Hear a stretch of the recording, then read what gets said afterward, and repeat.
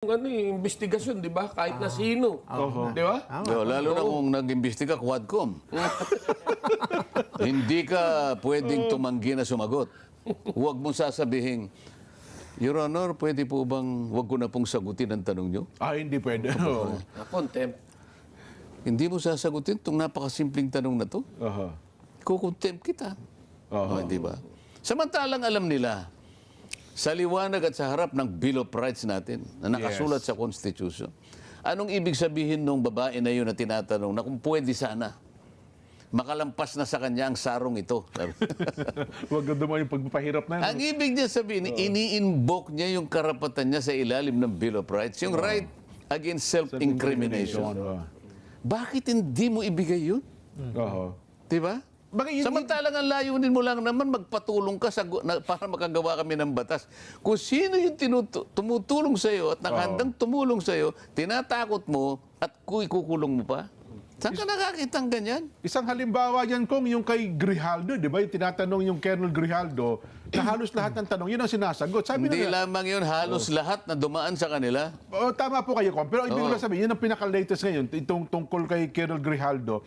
Sabi nila, kapag hindi ka kasi sumagot yan, mababalam yung pag-alam namin ng katotohanan na isa lang ang makasasagot. Kung ako naman si Grijaldo, kasi sa pamagitan ng mga abogadong nag-advise sa kanya, Your Honor, baka hindi po nyo alam, sang-ayon po sa mga pagdidesisyon ng Korte Suprema, pagka ganito po ang nature ng investigation, meaning in aid of legislation, marami pong limitasyon. Isa na po ay yung tinatawag nating pertinency rule.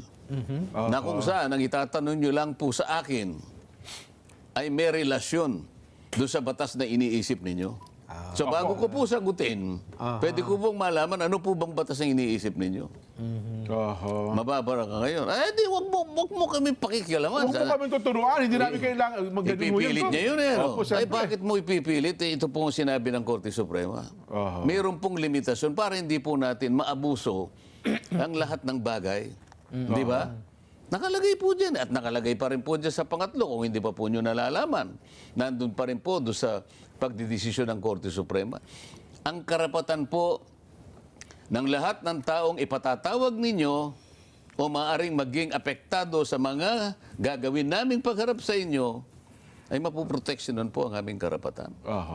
Isa po sa mga karapatang gusto naming maproteksyonan ay yung dignidad po namin. Wag niyo po kaming pagsisisigawan. Wag niyo po kaming tinatakot. Kami po'y pinatawag ninyo rito alang-alang sa kagustuhan niyong matulungan namin kayong makagawa ng panukalang batas. Pero hindi po namin nakikita sa ngayon ang ginagawa ninyo. Sa ngayon, sa ginagawa niyong pagpananakot sa amin. Wala po kaming makitang kawastuhan ang ginagawa ninyo. Sa tagal na po ng pag-iimbestiga siguro, Kong, wala pa naglakas na loob na sumagot ng ganyan? Dahil nga tinatakot mo yun na nga po. Aywan ko lang si Kuya Benny. Si Kuya Benny naman kasi. Bumisi na lang ako.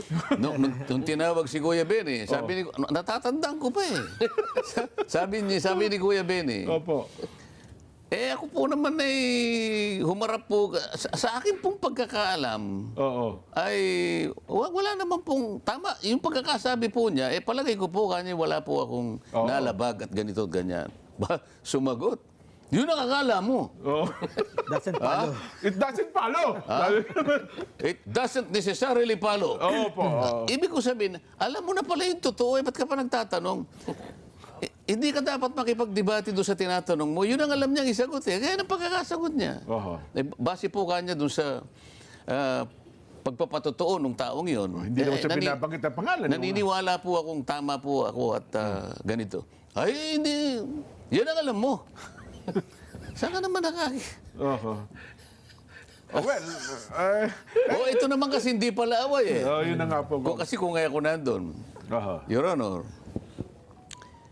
alam naman po pala ninyo kung ano yung sagot, bakit po niyo ako tinatanong? Alam ang contempt. Baka kayo nakakulong si Kuya Benny kung ginawa niya yun. Ginawa niya, ngumiti na lang. Ngumiti.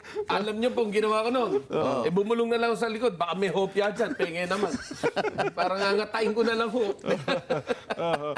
Pero doon sa mga bagay-bagay na yan, kasi dapat siguro talaga maliwanag, kasi ang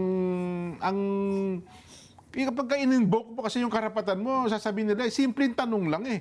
Ba't ba naman oo at hindi? Pero hindi nila mapilit. Yun na nga, kung sabagot Hindi ka mo naman niya nila ng oo, hindi, at saka ka lang anya ang sabi sa bilang abogado, alam mo, sumagot ka muna ng oo, hindi. At kung meron ka paliwanag, umuo ka muna o humindi ka, at saka mo ipaliwanag yung gusto mo sabihin. Hindi nga ganun eh. Kasi ang inquiry nila, parang parang investigasyon ng piskal, nang parang meron ka ng kasalanan. Hindi yun ang inquiry na sinasabi batay sa pagkakasulat sa saligang batas. Kasi inquiry In aid in aid of legislation.